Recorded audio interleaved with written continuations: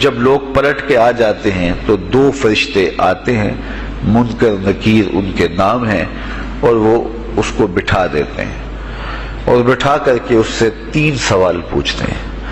پہلا سوال یہ ہوتا ہے من ربک، تیرا رب کون ہے؟ اب کوئی مانے یا نہ مانے، رب تو سب کا اللہ ہی ہے۔ اگر کوئی انکار بھی کرے تو اس کے باوجود اس کا رب کون ہے؟ اس کا رب اللہ ہے۔ تو دنیا کے اوپر کوئی اقرار کرے یا انکار کرے، لیکن نفس الامر میں، حقیقت میں اس کا رب اللہ ہی ہے۔ یہ تو حقیقت ہے، یہ تو طے شدہ ہے۔ لیکن جو عقیدہ دنیا پہ رہا ہوگا وہی عقیدہ اس کے لہجے میں آئے گا۔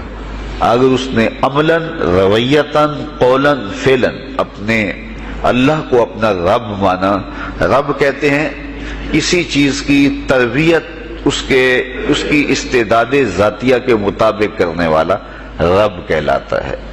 تو اللہ تعالیٰ جل شانہ ہم سب کا خالق بھی ہے، مالک بھی ہے، رازق بھی ہے، اور ہماری ضروریات کا وہ کفیل بھی ہے۔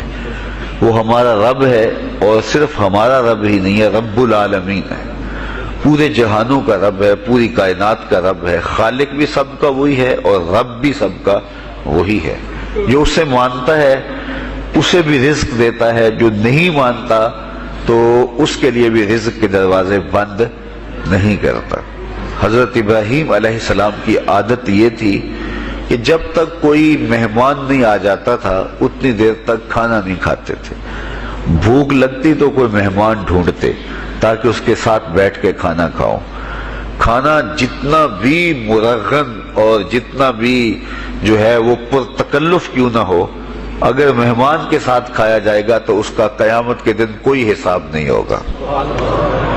تو مہمان کے ساتھ وہ کھانا کھایا کرتے تھے۔ مہمان اللہ کی رحمت ہوتا ہے۔ اچھا، وہ ایک دن مہمان ڈھونڈنے نکلے تو ایک بوڑھا شخص ملا تو اسے اپنے ساتھ گھر میں لے آئے، بٹھایا دسترخوان پہ۔ جب کھانے کا وقت آیا تو کہا کہ اللہ کے نام سے شروع کرو۔ اس نے کہا میں تو اللہ کا نام نہیں لوں گا، میں تو بتوں کا پجاری ہوں، بتوں کو پوجنے والا ہوں۔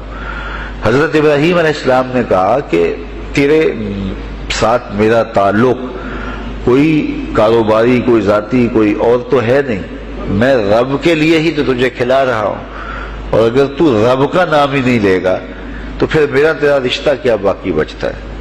اس نے کہا میں چند لقموں کے لیے اپنے بتوں سے بے وفائی نہیں کر سکتا۔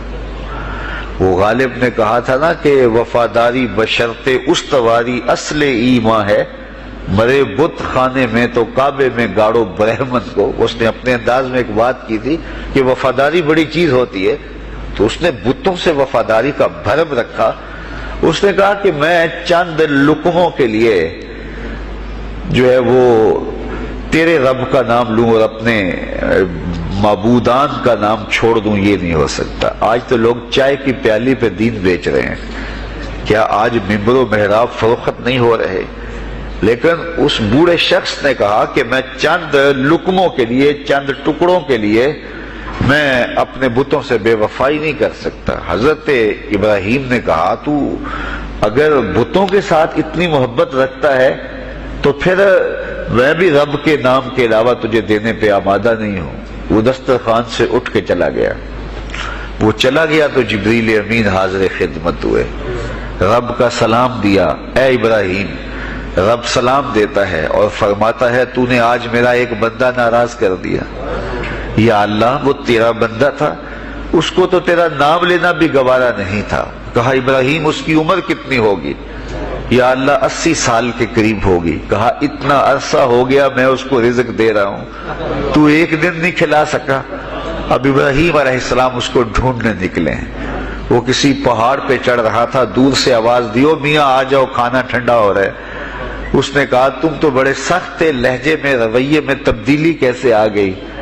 کہا کہ اسی رب کا پیغام آیا ہے کہ مجھے اتنا عرصہ ہوا اسے کھلاتے ہوئے، وہ مجھے نہیں بھی مانتا تھا، پھر بھی میں اس کی ضروریات کو پورا کرتا رہا ہوں، اور تم ایک دن نہیں دے سکے؟ تو آؤ کھانا ٹھنڈا ہو رہا ہے۔ کہا تیرے رب کا نام نہیں لوں گا۔ کہا نہ لینا۔ کہا اتنی تبدیلی، کہا اسی رب کا سندیش آیا ہے، اسی رب کا پیغام آیا ہے. کہا پھر کھانا بعد میں کھاؤں گا، پہلے اپنے رب کا مجھے غلام بنا لے. تو کوئی مانے اس کو بھی دیتا ہے، کوئی نہ مانے اس کو بھی دیتا ہے، بلکہ دنیا کے اوپر کافروں کو زیادہ دیتا ہے. ایک روایت میں آتا ہے کہ اگر اہل ایمان کی دلجوئی کا لحاظ نہ ہو تو کافروں کے گھروں کی سیڑھیاں سونے اور چاندی کی ہوں، لیکن یہ کہیں گے ہمیں تو مار ہی دیا ہے. اور اقبال نے کہا تھا نا کہ کافر کو دیے حور و قصور اور مومن کے لیے فقط وعدہ حور. تو اس لیے ان کی دلجوئی ہے، ورنہ کافروں کو اتنا دور، چونکہ ان کا حصہ آخرت میں نہیں ہے، ان کا حصہ صرف دنیا ہے. دنیا پہ عیش کریں، دنیا پہ عیش و عشرت کی زندگی گزارے، دنیا ہی دنیا، آخرت میں ان کا کوئی حصہ نہیں.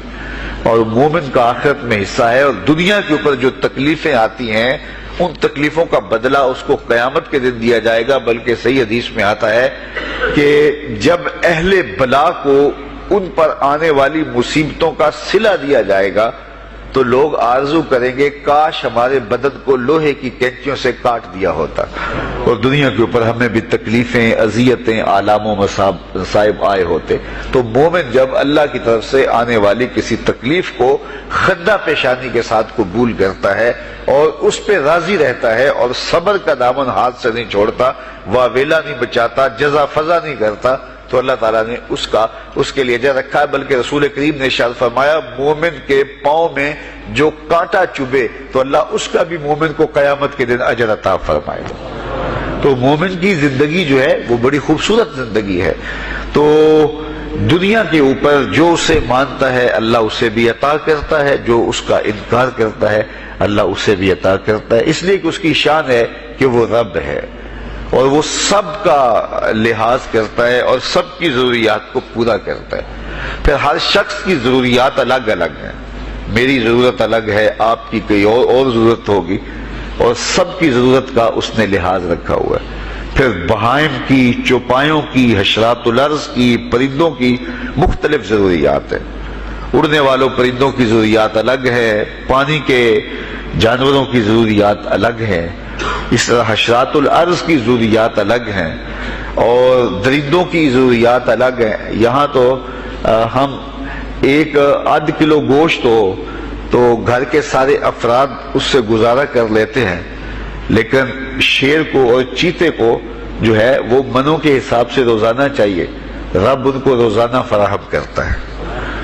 یہ پنساری کے پاس جائیں، اگر آپ کو ڈاکٹر یا حکیم لکھ دے کہ یہ آپ کو خالص سچے موتی چاہیے، اس کی کوئی چیز آپ کو بنا کے دیں گے تو آپ ہزاروں لاکھوں روپے خرچ کرتے ہیں، پھر بھی بعض کا اعتماد نہیں ہوتا کہ یہ بالکل 1 نمبر ہے یا 2 نمبر. تو رتی ماشی اور تولوں کے اندر آپ ان کو خریدتے ہیں اور وہ بھی آپ کو گمان ہوتا ہے کہ پتہ نہیں خالص ہیں یا ناخالص. لیکن دنیا کے اوپر لاکھوں کروڑوں پرندے پائے جاتے ہیں، جانور پائے جاتے ہیں، ہنس، اور وہ کھاتا ہی سچے موتی ہے. صبح کو بھی، شام کو بھی، دوپہر کو بھی اللہ سب کو پیٹ بھر کے کھانے کے لیے عطا فرماتا ہے. تو جس کی جو ضرورت ہے وہ رب ہے، اس ضرورت کو پورا کرتا ہے. تو ہم اگر اللہ تعالیٰ کو رب مان لیں حقیقی معنوں کے اندر تو ہماری زندگی کی پریشانیاں، ہماری زندگی کے دکھ مٹ جاتے ہیں. مصیبتیں اس وقت آتی ہیں اور اس وقت پریشانی لگی رہتی ہے، دھڑکا لگا رہتا ہے کہ جب انسان جو ہے وہ سمجھتا ہے کہ میں ہی جو ہے وہ کچھ کرنے والا ہوں. وَمَا مِن دَابَّةٍ فِي الْأَرْضِ إِلَّا عَلَى اللَّهِ رِزْقُهَا، زمین پر چلنے والی، ریگنے والی کوئی چیز نہیں جس کا رزق اللہ کے ذمہ کرم پہ نہ ہو.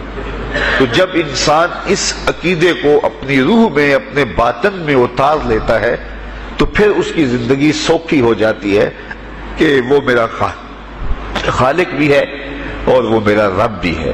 اور یہ یقین انسان کی زندگی کے اندر اعتماد، روشنیاں اور توکل بھر دیتا ہے. بلکہ ایک حدیث میں آیا کہ جس طرح توکل کرنے کا حق ہے اگر وہ تم ادا کرو تو اللہ تمہیں ایسے رزق عطا فرمائے جس طرح پرندوں کو عطا فرماتا ہے. وہ جب صبح نکلتے ہیں تو ان کے پیٹ خالی ہوتے ہیں اور انہیں پتہ نہیں ہوتا کہ کہاں سے رزق مل رہا ہے. اور جب وہ شام کو آتے ہیں تو ان کا پیٹ بھرا ہوا ہوتا ہے. بند توکل پنچھی اڑ دے خرچ نہ پلے زیرا ہو. سلطان بہو فرماتے ہیں کہ انہیں کوئی نہیں پتا ہوتا کہ فلاں جگہ پہ جانا ہے، لیکن کبھی ایسا نہیں ہوا کہ وہ بھوک سے